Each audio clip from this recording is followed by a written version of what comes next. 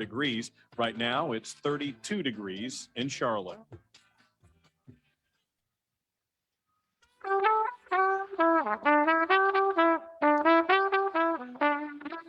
This is Charlotte Talks. I'm Mike Collins. On January 6th, 2021, North Carolina Congressman Madison Cawthorn spoke at the rally on the Ellipse in Washington just prior to the march on the Capitol. I see so many of my friends who are up in Congress with me who are about to go back to that Capitol Hill. And at 12 o'clock today, we will be contesting the election. But my friends, we're not doing this just for Donald Trump. We are doing this for the Constitution. Our Constitution was violated. But my friends, the Democrats, with all the fraud they have done in this election, the Republicans hiding and not fighting, they are trying to silence your voice. On that day, he and others made remarks that stoked up a crowd that ultimately marched on Capitol Hill, and many of them broke into the building in an attempt to stop the electoral votes from being counted and to change the outcome of the election. It was all based on the big lie that the election had been stolen, a lie that Cawthorn continues to repeat. Here he is in August of last year at the Macon County Republican Party headquarters in Franklin, North Carolina. If our election system continue to be rigged and continue to be stolen, it's going to lead to one place, and it's bloodshed.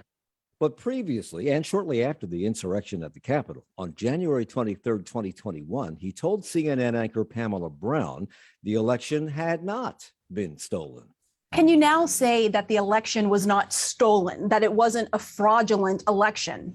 Yes, I think I would say that the election was not fraudulent. The Constitution allowed for us to be able to push back as much as we could, and I did that to the amount of the constitutional limits that I had at my disposal. So now I would say that Joseph R. Biden is our president. And yet, Cawthorn continues to press on with comments that many say are an incitement to violence. On January 4th of this year, he told an audience, quote, "Call your congressman, you can lightly threaten them. The future of this republic hinges on the actions of a solitary few. It is time to fight." And again, last August, I will tell you, as much as I am willing to defend our liberty at all costs, there's nothing that I would dread doing more than having to pick up arms against a fellow American. implying to some that he would if pushed in that direction, a comment that came about a minute after he held up a shotgun that he signed as part of a raffle conducted by the Franklin County GOP. Because of comments like these and of as yet unproven suspicions of his involvement in the insurrection, there is now a push to disqualify Cawthorn from office under terms of the 14th Amendment, which was put in place following the Civil War to prevent those who fought against the Union from serving. Cawthorn's lawyer has called the case frivolous and moot, citing the 1872 Confederate Amnesty Act, which removed the prohibitions in the 14th Amendment for former leaders of the Confederacy. We're going to talk about all of this as this hour unfolds because of the implications these allegations, if proven, have on Mr. Cawthorn and some of his fellow members of Congress and possibly the former president. We're joined by Chris Cooper, a professor of political science and public affairs at Western Carolina University. Good morning. Welcome back. Thanks for having me. And Keith Whittington is here. He is a professor of politics at Princeton University. Thank you for joining us. Welcome. My pleasure. Thanks. Chris, let me start with you, because before we talk about Madison Cawthorn, what he's been saying and how it intersects with the possible 14th Amendment, he is from your neck of the woods here in North Carolina. So let's talk about where he came from, how he got elected. And since he's turned out to be a star of the right, radical right in some people's eyes, did voters there know what they were getting when they voted for him? You know, anybody who tells me they saw Madison Cawthorn coming is lying. No, none of us saw him coming. So to get here, we got to sort of do a little bit of history. So this was Mark Meadows' district. Mark Meadows, of course, decided to not run again, decided to resign from his position, ultimately become chief of staff to President Trump. When he did that, he did it in the middle of a week. It was in the middle of a week where the Monday of that week was the last day to change offices, and the Friday was the last day to declare. So essentially it boxed in any candidate who was already running from running for this position. So we get this big field. Woman named Linda Bennett, who's very good friends with Mark Meadows and his wife, was able to announce very soon that she was running. You end up with the third most crowded field in the country. Madison Cawthorn, nobody's ever heard of him. He's 24 years old at the time. Ultimately, he comes in second place in a big surprise in the primary. So second place, he actually loses the first primary. If we were talking, having this conversation in New Jersey, that'd be the end of it. Linda Bennett would be the member of Congress from the 11th Congressional District. But because we still have runoff or second primary rules in North Carolina, we had a second primary. There was a backlash to Linda Bennett, the sense that she was being set up by Mark Meadows. Then we end up with Madison Cawthorn really just cleaning her clock in that next election. What was he saying? What was he saying in that race? Was he saying anything that revealed who he is today? You know, to some degree, but not to the degree that we see now. So at first, he presented himself as a new kind of Republican. He talked about reaching out to younger voters. He actually talked, believe it or not, a bit about being an environmentalist and being not anti-gay rights. He said, look, I'm a different kind of Republican. I can appeal to a different kind of voter. The first time he really had a media splash was when one of the other candidates had wanted to kick some members of the press out of an event. Madison Cawthorn said, hey, keep them in. We want the press in our event. So at the very beginning, I don't think any of us saw this coming. Again, it was Linda Bennett who was tied with Mark Meadows and Donald Trump. Madison Cawthorn was something else entirely, or so we thought. So who is the real Madison Cawthorn? What he presented in those in the primary and the general election the first time he ran, or did he reveal himself once he got into office, or is he simply an opportunist who sees a way to tie himself to the Trump train? You know, I think certainly he's very good at furthering his brand, whatever that is. And that's not to say in the primary we didn't see any signs of this, right? I mean, the accusations about sexual assault, the accusations, his Instagram feed, which is just one, horrible mistake after another. I mean, these were present in the primary. So it's not that he was making great decisions in the primary. It's just that he wasn't the candidate that we saw. So who is he? He's somebody who's good at furthering his brand and is good at getting us to have this exact conversation. So we're talking about Madison Cawthorn today because he's from North Carolina, Keith Whittington, but also because of his the possible intersection of some of the things he said and maybe his possible involvement in the insurrection, which has yet to be proven, and that has brought this lawsuit. But Cawthorn is certainly not alone in using the kind of incendiary language that he has been known to use on the stump or at rallies and campaign stops. Marjorie Taylor Greene comes to mind from Georgia, and there are others, including the former president, who continues to talk like this. Is his rhetoric substantially stronger or more radical than other candidates saying similar things? I think he's not alone on this. And so this suit that's been filed against him is certainly a trial balloon that could be used against a lot of other candidates for other federal offices if it's successful, because his particular rhetoric is not unique. As you said, there are other Republican sitting members of Congress, lots of Republican candidates across the country who use similar kind of rhetoric, potential candidates in future races. And so it depends a little bit on what we hinge this suit on and these efforts on, whether it's simply that kind of rhetoric or something very specific about his involvement in the events of January 6th, and we'll want to come to that. But if we're thinking just about the rhetoric surrounding January 6th and the Stop the Steal movement and the like, he's certainly not unique. Modern political rhetoric has been genteel in comparison to what perhaps happened in the early 20th century and the previous century. But in the age of Donald Trump, it has certainly degraded. There is no question about it. It's gone from personal invective to now taking a more violent turn. Or is it? Because Madison Cawthorn talks about fighting to save our liberty. At the rally on January 6th, he told the crowd, quote, "We fight like hell, and if you don't fight like hell, you're not going to have a country anymore." Well, it's a phrase that's being used as a point of evidence in all of this, but Elizabeth Warren used the term fight in the presidential debates numerous times. All politicians have used that word. All politicians have referred to their various political struggles as a battle. How fine a line, Keith, is this between rhetoric of incitement and has Cawthorn and just how fine a line is it between the rhetoric of incitement and just plain political nonsense? And how has he crossed it? Well, I think there's probably two kinds of distinctions we want to draw. One is thinking about political rhetoric and whether or not it's a good idea, whether or not we ought to indulge in this kind of rhetoric in general.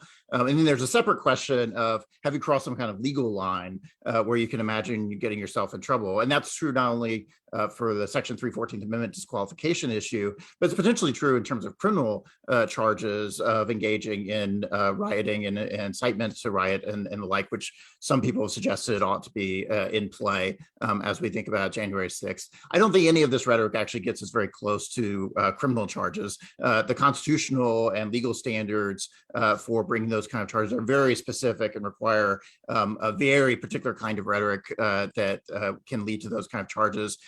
Moreover, there's real questions about whether this crosses a line in terms of general political rhetoric. When you talk about the speech he's giving on January 6th, others gave on January 6th, and you say, we have to fight like hell to defend our liberties. And then we look at what happened afterwards. It's very tempting to say, well, he has a very specific idea about fighting in mind. But of course, Donald Trump, for example, used the exact same rhetoric in lots of other speeches in the preceding months. And when he says it 5 days earlier in Georgia, for example, nobody looks at it and says, oh, he's about to start a riot in those circumstances. As you say, arguments like you have to go out and fight are very common in political rhetoric. And I don't think we necessarily want to say you're never allowed to say that because somebody might get the wrong idea. And in some cases, all the people who talk like this seem to be, I don't know whether it's happenstance or whether they're crafting their message very carefully so that plausible deniability can come into play. What is the case there? What do you think about that? Well, I think there's certainly some strategic action by some people anyway. And Donald Trump is remarkable in the extent to which he can walk right up to some of these lines and then not cross them. We saw that in lots of instances across his presidency, not only relating to January 6th, but earlier some of the obstruction of justice arguments about the Mueller investigation. You had very similar dynamics that the president would say all kinds of things. You're trying to parse his words and figure out, okay, well, did he ever cross a line in there? And so there's probably some strategic behavior by politicians, and to some degree, this is just natural rhetoric that does accompany our modern politics. And we have very polarized, heated political battles right now, and that's going to ramp up the kind of rhetoric that we tend to see.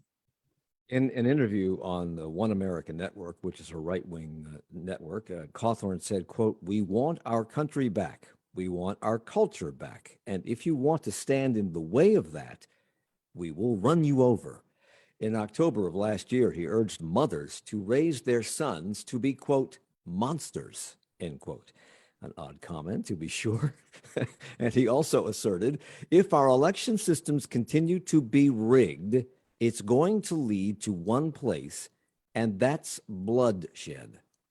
He has said, Christopher, that the election was not rigged. We just played the tape. What's he talking about? And has he produced a shred of evidence to prove that? I'll take the last part first because it's the easy one. No, he has not produced one shred of evidence suggesting that this is the case, right? And I don't think anyone else has either. As to what he really thinks or what he's really after, I don't know. I don't know that there's a grand strategy other than to sort of sow distrust, to present himself as the person, as the fighter. Again, I think using the same language, he wants to be the person who fights the establishment. What's interesting about him is the establishment could also be against the establishment wing of his own party, as we've seen in the state of North Carolina.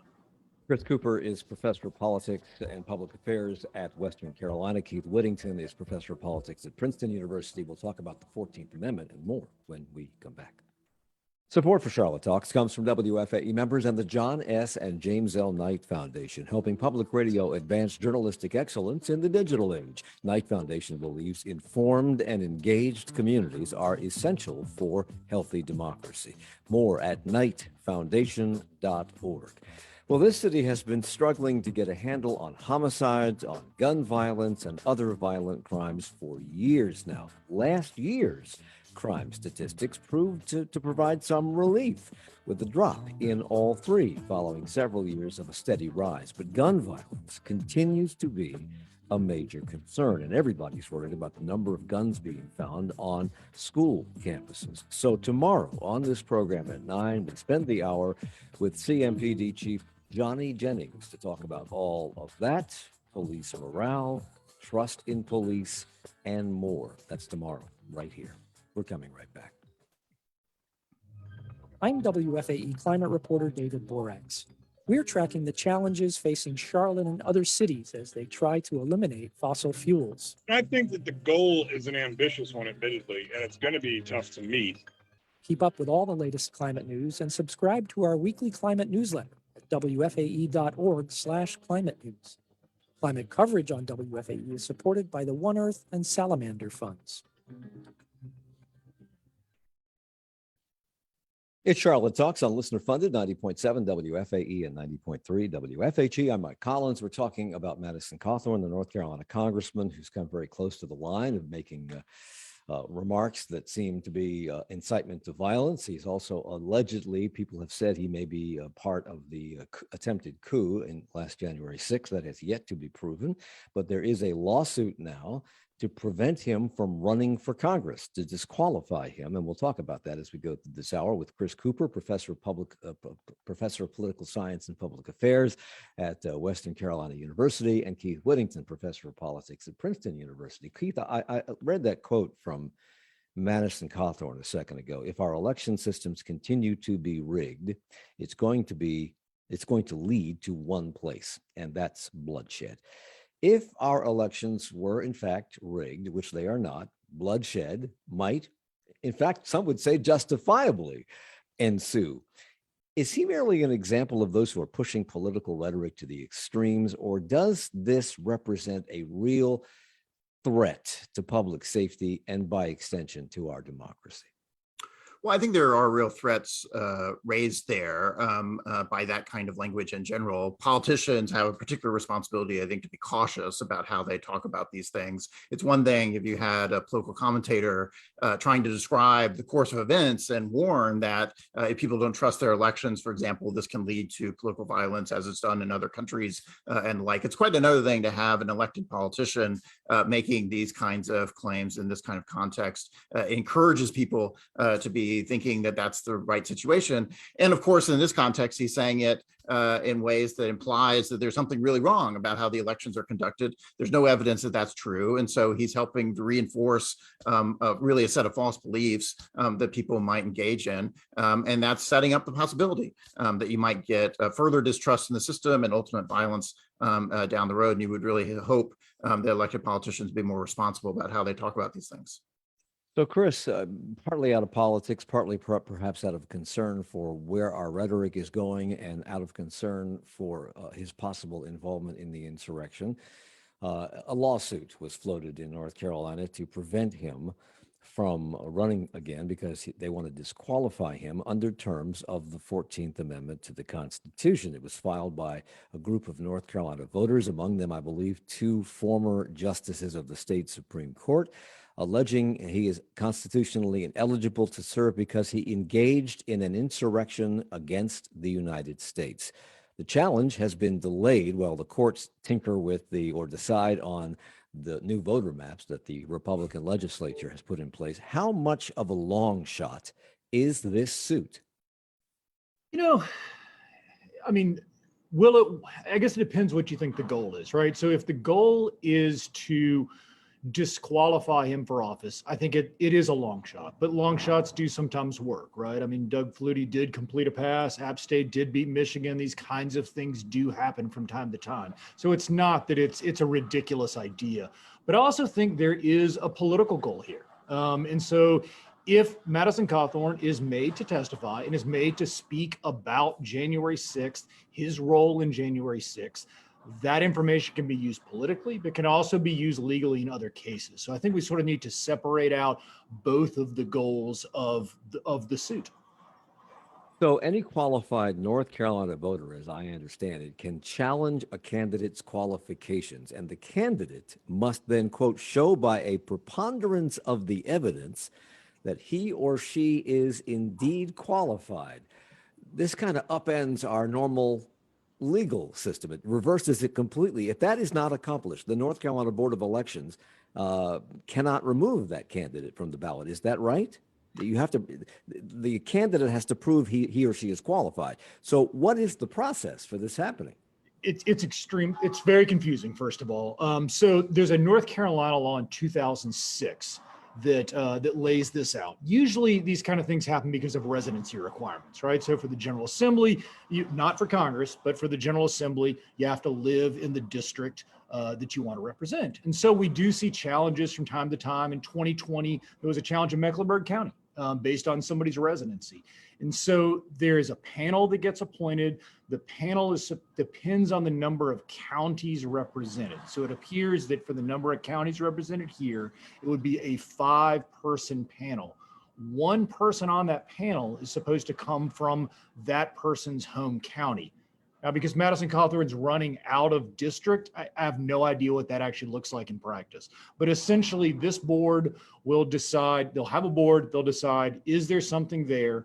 If they think there's something there, they'll have a hearing. Madison Cawthorn will try to say, hey, this isn't me. They were ready to put together that board, and then the court stepped in and said, no, hold off on this until we decide on the situation. But this morning, Will Duran in the Raleigh News and Observer is reporting that Madison Cawthorn is saying that the lawsuit in front of the North Carolina Board of Elections, or in the lawsuit to try to prohibit him, he says that the Board of Elections, there we go, has no authority to keep him off the ballot in the first place. Is that true? It seems to me that that's exactly what the law says. I think it is what the law says. What's interesting, I think what he's trying to argue, and again, I think the Will Duran's piece just came out just first thing this morning, so I've not read the arguments yet. But as I understand it, it is saying, look, they have the right to disqualify you based on things like age, based on things like residency, but not based on the 14th Amendment, whether you participated in an insurrection. He doesn't appear, at least as reported, to go into his role in the insurrection and the more critical question of whether we would define what happened January 6th as an insurrection. Which takes us to the 14th Amendment, Keith. Let's talk about it. It states that no person can hold public office in the federal government or at the state level who, quote, having previously taken an oath to support the Constitution, shall have engaged in insurrection or rebellion against the same, end quote. Why was this added to the Constitution, and would it only apply to Congressman Cawthorn if he is somehow found to have had a direct involvement with what happened on January 6th? Yeah, so this comes from Section 3 of the 14th Amendment. The 14th Amendment is one of the so-called Reconstruction Amendments, the 3 amendments that are passed in the aftermath of the Civil War, making some very important changes to the federal constitutional structure and how it works. We tend to be much more familiar with the first section of the 14th Amendment. That's the section that includes the Equal Protection Clause. It's a section that provides federal guarantees to rights and liberties for individual citizens. It's become extraordinarily important for how the federal courts interpret people's constitutional rights. This Section 3 of the 14th Amendment, on the other hand, hardly ever used. It's one of these features of the Constitution and the 14th Amendment that's really geared to the specific situation of the aftermath of the Civil War. It's one of these things that's sort of fallen into disuse and we thought would be unlikely to be ever used again. But what they're thinking through at the point at which they're trying to draft this constitutional amendment is, what do you do about all these former secessionists, including the leaders of the secessionist movement, who now might get themselves elected to Congress, to federal offices, to state offices of various sorts. As you might imagine, Republicans in the North extraordinarily concerned about that possibility once Reconstruction's lifted and everyone's participating in politics again. So this clause is really designed to provide a constitutional mechanism by which you can exclude a lot of those people from holding future federal office. So it has its immediate concerns right then after the Civil War. And then, of course, for us, it's the question of what are the long-term implications of having a provision like that? What other kinds of situations might it apply to? And there are a lot of details to unpack about how exactly Section 3 is set up and what it applies to. It seems to go without saying that you don't want an insurrectionist or somebody who's rebelling against your government to be part of your government. And the 14th Amendment, Section 3, makes no direct reference at all to the Confederacy, to Confederate people, to people who rebelled against the United States, except to say they would be disqualified for holding any office, federal or state, if they have engaged in insurrection or rebellion. or given aid and comfort to the enemies of the United States. In order to successfully invoke the 14th Amendment, in this case, Chris, wouldn't somebody somewhere have to call what happened on January 6th officially an insurrection or a coup? And has that happened? And if it were to happen, who would make that decision? Yeah, I think this board is going to have to help move us in that direction. And I always think But can the state board decide that what happened in Washington, D.C. on January 6, 2021 was an insurrection? Well, according to Madison Cawthorn, I think the answer would be no. According to former state Supreme Court Justice Bob Orr, I think the answer would be yes. Okay. And so this is, I think, what's one of the many things that's interesting here. I think we also need to separate. We tend to say January 6th, right? When we talk about this, we say was January 6th an insurrection. I think we need to be really careful here in defining January 6th. Madison Cawthorn spoke at the rally on January 6th. When people asked, was Madison Cawthorn responsible for planning January 6th? Did he know what was going to happen? We certainly knew there was going to be a rally. He certainly knew what he was going to say. Did he know what happened after the rally, the actual insurrection piece of this? I think that is, again, a separate question, and one that is still very much out there. And again, with the political goal here of exposing exactly this kind of thing. And I'm sure Keith has something to add there. Keith. I was just going to say, I mean, the one of the problems with Section 3 and how it's laid out is it doesn't provide an implementation mechanism. It just says, if you've engaged in insurrection, if you previously took an oath of office saying you would support the Constitution, you are now disqualified from holding a set of additional offices, but doesn't tell us how do you go about determining whether any particular individual actually meets those characteristics. Section 5 of the 14th Amendment provides a general power for Congress to pass statutes to implement the rest of the 14th Amendment. And so Congress could pass a statute that specifically tries to implement Section 3 of the 14th Amendment, but there's no statute in place that tries to do that. And so we don't have that mechanism, the preferable mechanism for dealing with it. And moreover, there's an additional wrinkle in the particular case of Madison Cawthorn that wouldn't necessarily apply in other contexts, but does apply in his context, which is say separately in the original body of the Constitution specifies that each chamber of Congress gets to judge the qualifications of people who have been elected to that chamber of Congress. So normally that would mean that, for example, in this case, the House of Representatives at the beginning of the next House gets to determine whether everyone who got elected to the House of Representatives actually met the qualifications, including the constitutional qualifications for having been elected. That raises real questions whether state has any role here, whether a state canvassing board, for example, can rule somebody out ahead of time and take that effectively out of the hands of Congress, or do we really have to wait until somebody gets elected, they show up at Congress, they present their credentials, and then Congress gets to decide, oh, wait a second, you actually don't meet the constitutional qualifications, we can't seat you.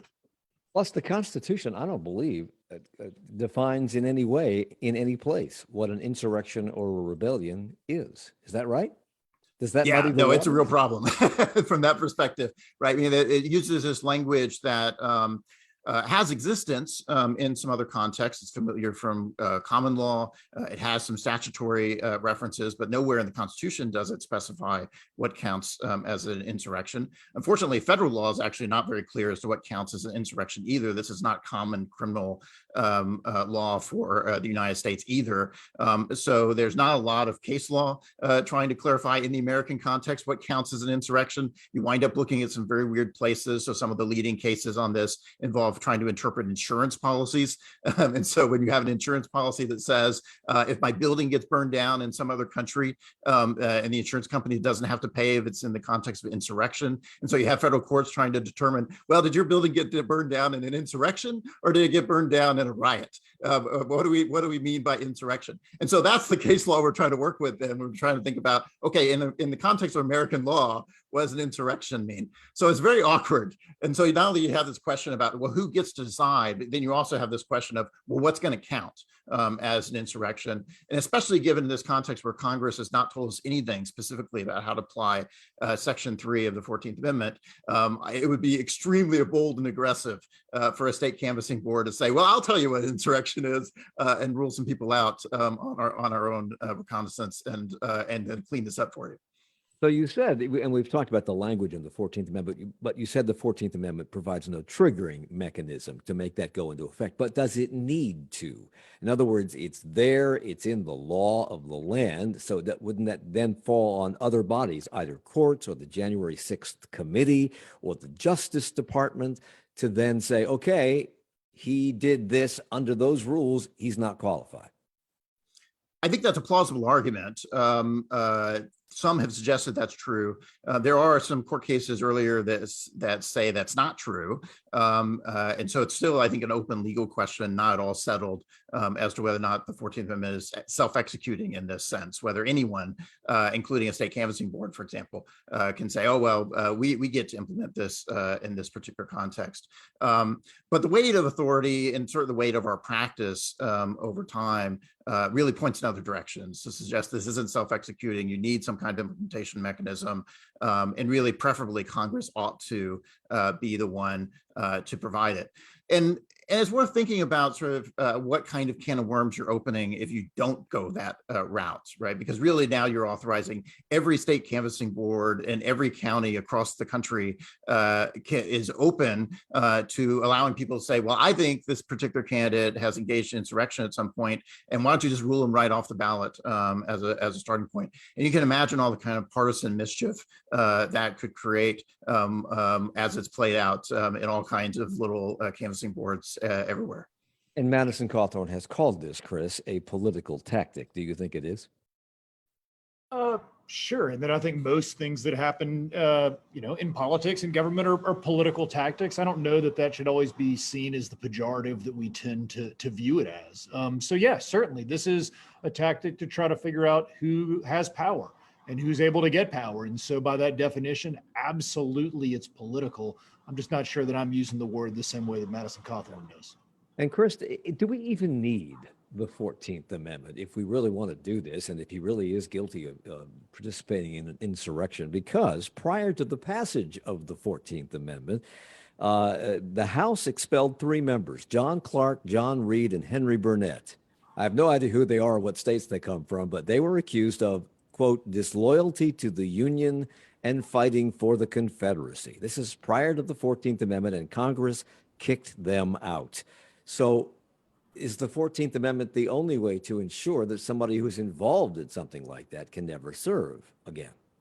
No, I think it's not the only way. Keith talked about sort of the power of Congress themselves to decide who they're going to seat and who they're not going to seat. So certainly Congress could have the power to make their own decision. I think as we've seen, that's going to be a difficult sell for a party that might have a very, very slim majority after the next election to decide to expel one of their own members.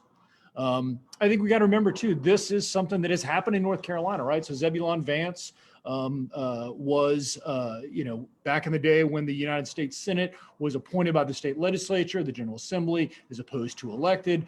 Vance was, of course, a Confederate leader, and the state said, hey, based on the 14th Amendment, you're not allowed to be in the United States Senate. And so he actually was not able to serve for one term. So this has happened in the history of our state. It's just been a long, long time ago. Chris Cooper, political scientist at Western Carolina University. Keith Whittington, same position, Princeton University. We'll continue our conversation in just a moment. Stay with us. Support for Charlotte Talks comes from WFAE members and Charlotte Eye, Ear, Nose, and Throat Associates, offering online appointment scheduling for cataract evaluations, allergies, sinus problems, and facial plastic visits. Details at ceenta.com/appointments. While all eyes will be on China for the Winter Olympics next week, China itself may be looking elsewhere. In 2020 alone, China invested $4.2 billion into the continent. That's double what the United States spent. And some say it's providing much needed infrastructure help. Others believe it's just colonialism by another name. How did this relationship begin? And what does it mean for both their futures? They'll be talking about that in 20 minutes at 10 o'clock on 1A. And we will continue our conversation about the intersection of Madison Cawthorn, and the 14th Amendment in 30 seconds. Black History Month profiles presented by listener-funded public radio 90.7 WFAE. In 1944, Durham, North Carolina hired its first 2 Black police officers, Clyde Cox and James B. Samuel. Though they were valuable to the police force, Cox and Samuel weren't allowed to have lunch, use the facilities, or change their clothes at work. The men persevered and paved the way for other Black officers. Clyde Cox was promoted and became the first Black detective in North Carolina. It's Charlotte Talks on WFAE and WFHE. I'm Mike Collins. Chris Cooper is here from Western Carolina University. Keith Whittington from Princeton University. We're talking about the 14th Amendment to the Constitution and whether or not it could be applied to Madison Cawthorn. A suit has been filed in North Carolina against Madison Cawthorn, trying to prohibit him from running for office again under the fact that they allege that he was involved in the insurrection. And it's kind of cloudy, as both of you have said, as to how this would work. It's in black and white. It's in the Constitution, although we don't use it very much. We haven't used it since the 1800s. I don't know why it's that cloudy. We have some smart lawyers on both sides of this issue. But let me ask this question, Chris. Because Madison Cawthorn and others, including the former president, continue to insist that the last election was rigged. It was not. Even Bill Barr, the president's own Attorney General, said there was no evidence whatsoever of this being a rigged election. So when politicians are out there campaigning on a lie, and a lie that engenders distrust in the American political system and the American election system, isn't that in and of itself disloyalty to the United States? I think it's really problematic. I think it speaks to a decline in democracy that should concern us all.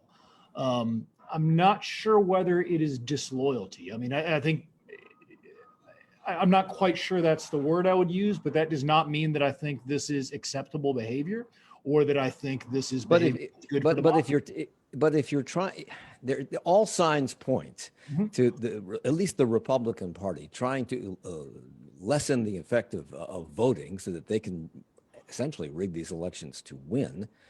That lessens our democracy, and we're founded to be a democracy. If you try to take out the support mechanisms of our nation, isn't that being disloyal?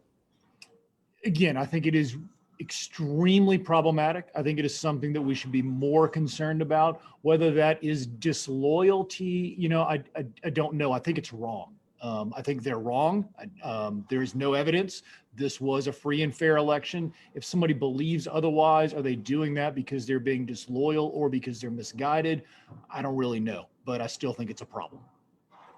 So the 14th Amendment could be used against Madison Cawthorn. It may not be successful, but either way, what does it mean, Keith, for a former president who continues to lie? And this weekend repeated to a crowd of supporters that former Vice President Pence should have used his power to overturn the election. In broad daylight, he's admitting a coup or an attempted one.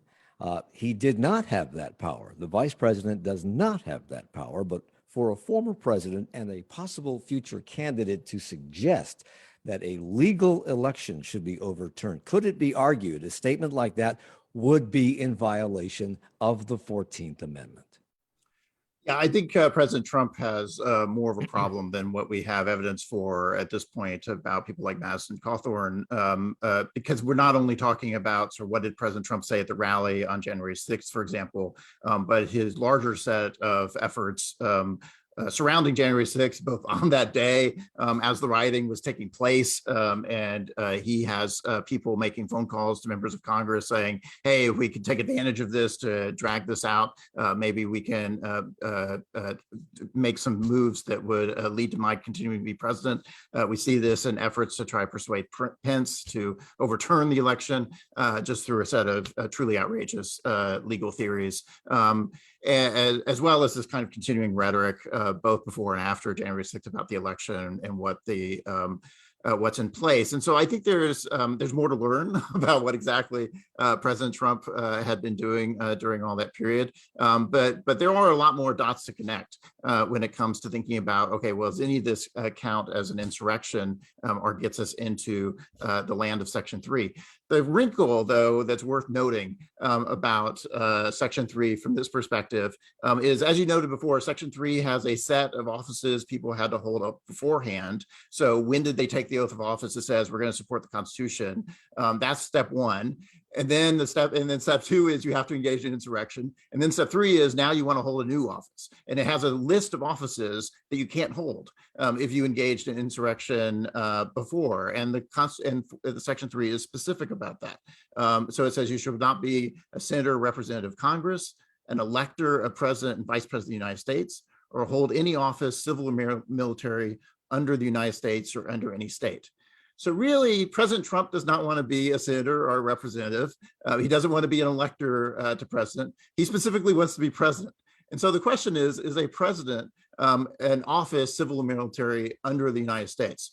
And there's a real legal argument that it's not. So elsewhere in the Constitution, when we talk about the president, we distinguish it from officers. So anytime you want to make a list of who the officers are of the United States and you want it to apply to the president, you specifically single out and also the president. You just don't wrap the presidency under this general banner of officer. So it's possible that when we drafted Section 3, we did something different, and we actually did mean to wrap the president under that. But there's a genuine legal argument that it doesn't count, and so that's a hard call.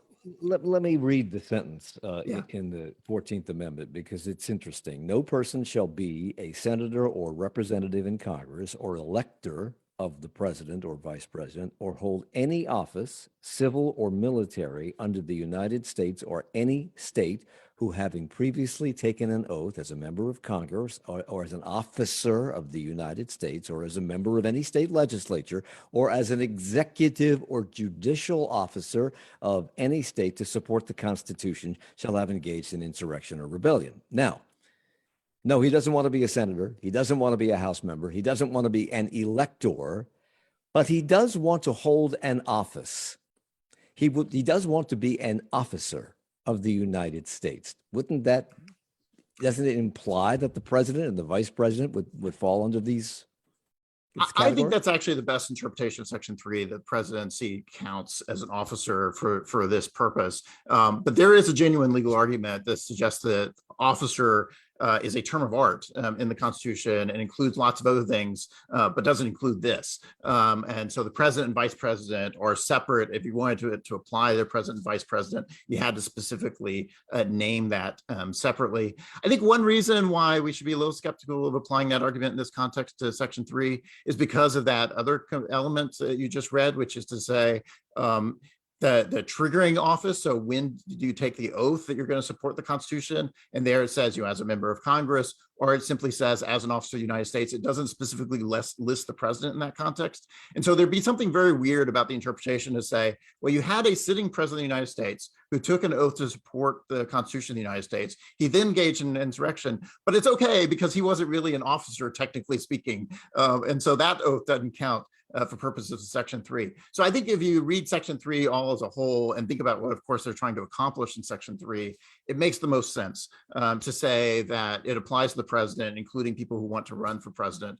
But like I said, there is a real legal argument that somebody would have to think through well, is the presidency actually different? We ought to treat this differently. It's part of why there's a real problem about implementation, right? So not only do we have these hard questions about what counts as an insurrection and have you actually engaged in the act that gets you disqualified, but you also have these potentially hard questions about, well, who counts as an officer, what kind of offices? And that's not only a question about presidents, but you can imagine lots of other kinds of appointments where that might be the case as well. And somebody's got to figure that out.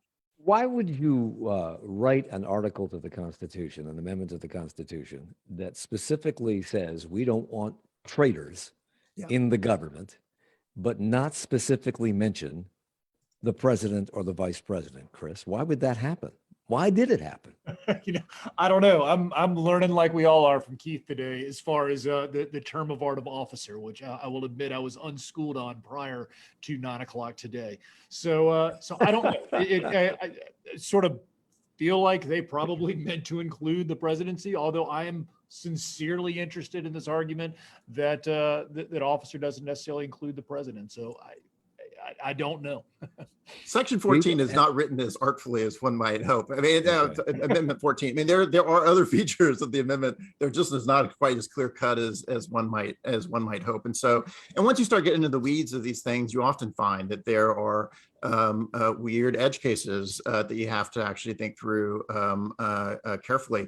And this is, I think, potentially one of them. Like I said, I think the weight of the argument really leads you to think it should apply to the president. But like I said, I think there are serious arguments you have to take seriously here. But the other thing to note about Section 3, so as you say, there's sort of this broad purpose of saying, well, let's keep the secessionists out of future federal office. Surely all those guys shouldn't be in Congress in the future. But note that the other part of Section 3 is precisely saying, only though if you held one of these offices before and you took this oath in particular. So all kinds of people could have been generals in the army of the Confederacy. They could have been holding high office in the Confederacy, but if they didn't happen to have previously held one of these other offices, they also wouldn't have been barred by Section 3 of the 14th Amendment, which seems like a kind of weird result, but it's a function of the specific choices that they made in trying to draft that amendment.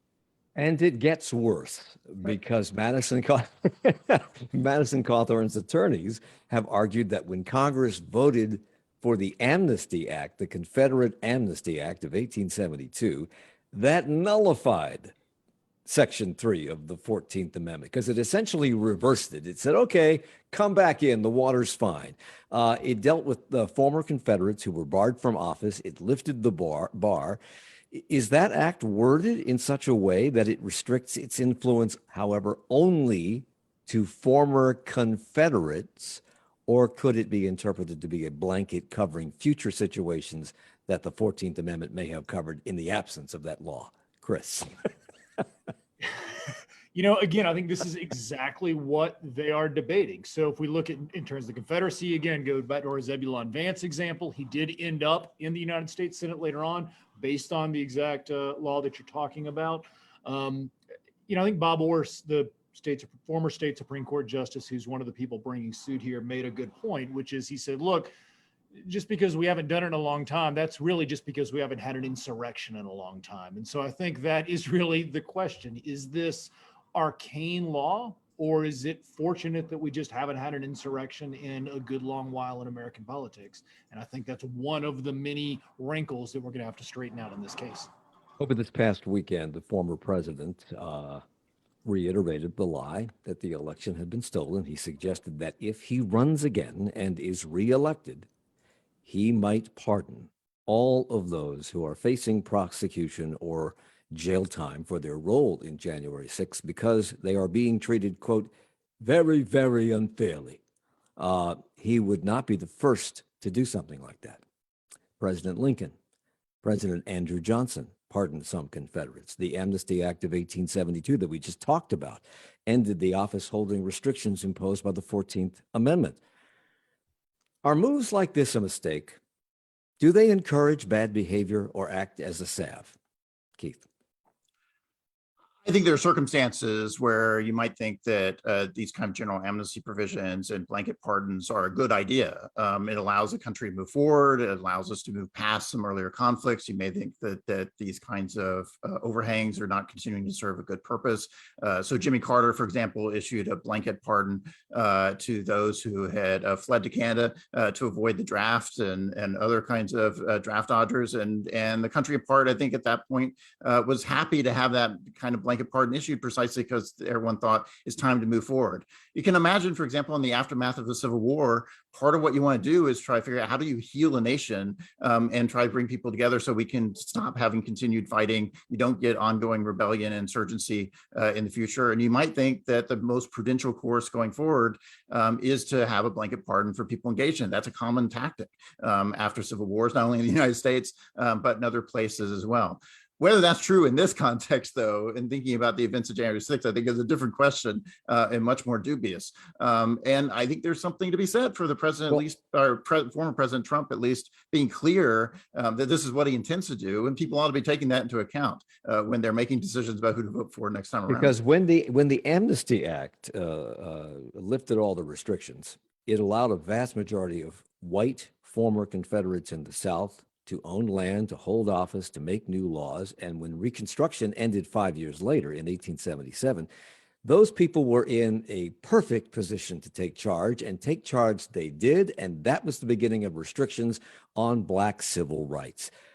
Perhaps lawmakers didn't anticipate that happening, but should it be a cautionary tale, Chris, for today? Yes, I think it should be a cautionary tale. Obviously, we need to think this through pretty clearly. I mean, fortunately, we have not issued any sort of blanket pardon of people involved in January 6th. I do not think that is something that we should do. I think there are, as you pointed out, many questions that are still surrounding January 6th. And I think the best thing for the country is not to sweep those under the rug, but to try to get to the bottom of them as best as we can. So whether or not this challenge to Madison Cawthorn proceeds in North Carolina, Keith, will it lead to copycat situations in other states like Georgia, where maybe somebody would want to go up against Marjorie Taylor Greene or elsewhere in the country? Oh, I have no doubt. There's a lot of incentives to try to file these kinds of suits. If nothing else, just to dirty up your opponents in order to call attention to these problems. Maybe you make some progress in getting some discovery, so you get some additional information. Certainly, the big fish in this that everyone's focused on is Donald Trump. And eventually, once you test out some of these legal arguments and strategies in these kinds of races, maybe you're better positioned to take on Trump. I don't think we've seen the last of these kinds of efforts, not only in this context of thinking about a lawsuit or at a canvassing board, but I think we're going to see it next time we're seating the Congress as well. For example, somebody's bound to raise these challenges at that point. Chris Whittington is professor of politics at Princeton University, and Keith Whittington, excuse me, and Chris Cooper is professor of political science and public affairs at Western Carolina University. We could talk about this for the rest of the day, but alas, we do not have the time. But thank you guys for the hour. Really appreciate it.